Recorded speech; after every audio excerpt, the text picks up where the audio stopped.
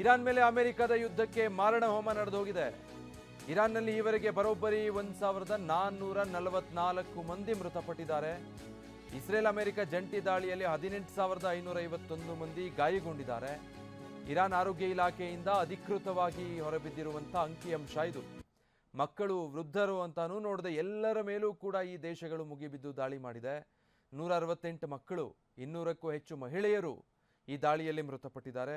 8 ತಿಂಗಳ ಮಗು, 88 ವರ್ಷದ ವೃದ್ಧರೂ ಕೂಡ ಮೃತಪಟ್ಟಿರುವಂಥ ಮಾಹಿತಿ ಇದೆ.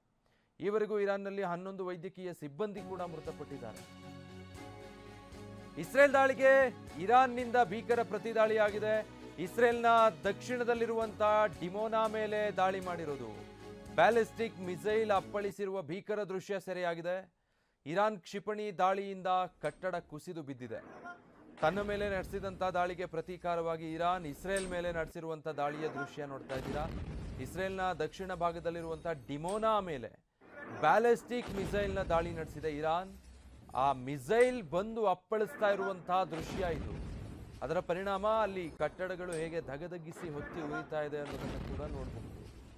ಒಂದ್ ಕಡೆ ಇಸ್ರೇಲ್ ಇರಾನ್ನ ಪ್ರಮುಖ ಸೇನಾ ನೆಲೆಗಳು, ಕ್ಷಿಪಣಿ ಸಂಗ್ರಹಾಗಾರಗಳನ್ನು ಟಾರ್ಗೆಟ್ ಮಾಡಿ ದೊಡ್ಡ ಮಟ್ಟದ ದಾಳಿ ಮಾಡಿದೆ. ಅದಕ್ಕೆ ಪ್ರತ್ಯುತ್ತರ ಅನ್ನೋ ಹಾಗೆ ಇರಾನ್ ಈ ರೀತಿಯಾಗಿ ಇಸ್ರೇಲ್ನ ದಕ್ಷಿಣ ಭಾಗದ ಡಿಮೋನಾ ಮೇಲೆ ನಡೆಸಿರುವಂಥ ದಾಳಿ.